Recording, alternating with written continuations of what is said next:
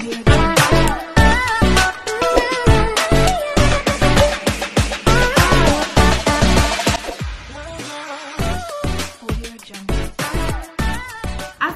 warahmaudillahi wabarakatuh. Welcome to my YouTube channel lagi teman-teman. Teman-teman, kali ini Bu Wenti akan sharing terkait dengan skripsi.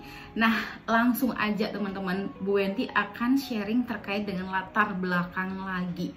Teman-teman, kita akan bahas yang namanya data sekunder.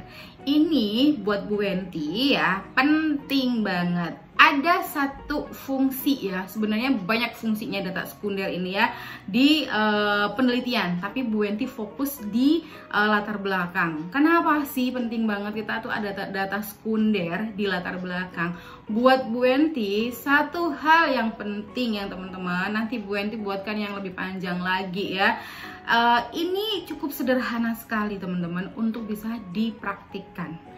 Jadi di latar belakang biasanya kan kita ada fenomena, ada gap. Nah, data sekunder inilah yang akan memperkuat penjelasan dan argumentasi kita ketika nanti kita sidang skripsi. Seperti apa sih Buen data sekunder itu? Nah, kalau data primer itu adalah data yang kalian olah dari hasil survei berupa kuesioner ya kan, terus wawancara dan sejenisnya. Nah, tapi kalau data sekunder itu lebih kepada data yang diperoleh dari media-media yang sudah ada. Bisa seperti media online di BPS biasanya ya, sudah memberikan data-data gitu kan BPS, atau website masing-masing perusahaan. Udah ada data penjualan dan lain sebagainya. Itu namanya data sekunder.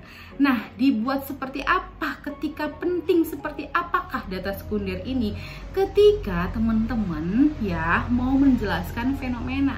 Ibu, selama kurun waktu 5 tahun terakhir ternyata banyak pengguna e-commerce di Indonesia dan itu selalu meningkat jumlahnya. Katanya siapa? Nah, masuklah data sekunder. Nah, begitu ya teman-teman, yang biasanya kalian dapatkan di website yang kredibel tersebut ya. Kalau dulu Bu Wenti adalah semakin banyak warung-warung kopi, baik itu warung kopi tradisional maupun warung kopi yang modern seperti Excelsior, Starbucks dan lain sebagainya. Berarti itu kan fenomena ya, selama kurun waktu 3-5 tahun terakhir bermunculan warung-warung kopi baik tradisional maupun modern. Banyak coffee shop. Nah, berarti kan itu fenomena dan datanya adalah terkait dengan jumlah pengkonsumsi kopi di Indonesia semakin meningkat. Nah, Bu Wenti dapat data dari mana? Jumlah penikmat atau pengguna atau jumlah yang mengkonsumsi kopi di Indonesia itu semakin meningkat. Datanya dari mana? Seperti di tabel seperti ini ya. Bu Wenti kasih contoh. Nah, ini adalah contoh terkait data fenomena. Itu secara general teman-teman. Bu Wenti jarang sih kalau umpamanya menjelaskan terkait dengan fenomena tiap variabel, jarang. Bu Wenti kalau buat fenomena secara general saja ya. Penikmat kopi di Indonesia semakin tinggi jumlahnya dibuktikan dengan apa? Yaitu dibuktikan dengan data yang seperti ini. Gitu ya teman-teman ya. Awalnya kan fenomenanya bermunculan banyak cafe shop, berarti kan banyak yang penikmat kopi sekarang. Nah, penikmat kopinya ini udah berapa nih jumlahnya 5 tahun terakhir ini, dilihat dari apa datanya? Kita butuh data sekunder tersebut. Paham ya? Terus gapnya, permasalahannya.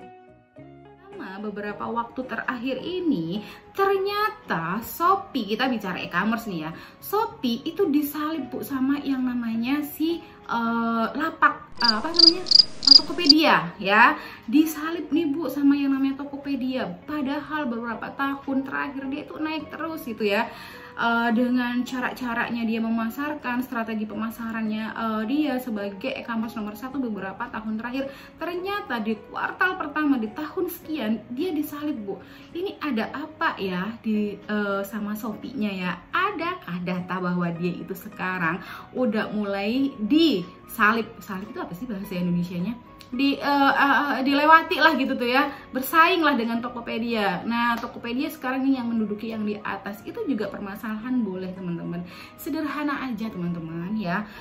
Buat Bu Wenti, kalau umamanya mau fenomena atau gap harus ada datanya. Siapa bilang kalau sekarang itu Shopee udah menempati urutan kedua? Siapa bilang sekarang Tokopedia itu sudah menempati nomor 1? Dan emang kenapa kalau dia menempati nomor 1? Masalahnya di mana? Nah, itu kalian ublek-ublek. Ternyata selama ini Shopee itu begini ya, si Tokopedia begini. Sebenarnya cukup kalian kalau umumnya mahasiswa nih ya, S1 nih ya, naik turunnya gitu kan ya. Ada yang turun sedikit dibuat masalah, ada yang naik sedikit dibuat penelitian. That's simple sih itu, nggak apa-apa kalau Bu Wenti bilangnya nggak apa-apa. Tapi kalau ada yang lebih menarik lagi, sangat disarankan gitu ya. Kalaupun bilangnya naik turunnya penjualan dan lain sebagainya, harus ada buktinya, yaitu data sekunder tadi teman-teman.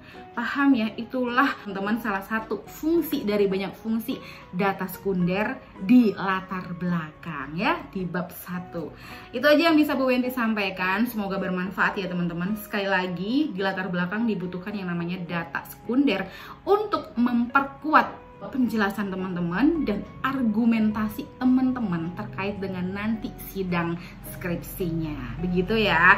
Jelas semuanya itu based on data banget teman-teman. Bagus kayak itu, kuat, kredibel gitu ya penjelasannya. Mantap. Baik, itu saja yang bisa Bu Wenti sampaikan. Terima kasih banyak dan tetap semangat ya kuliahnya. Dan jangan lupa tonton terus di YouTube-nya Bu Wenti. Terima kasih. Wassalamualaikum warahmatullahi wabarakatuh.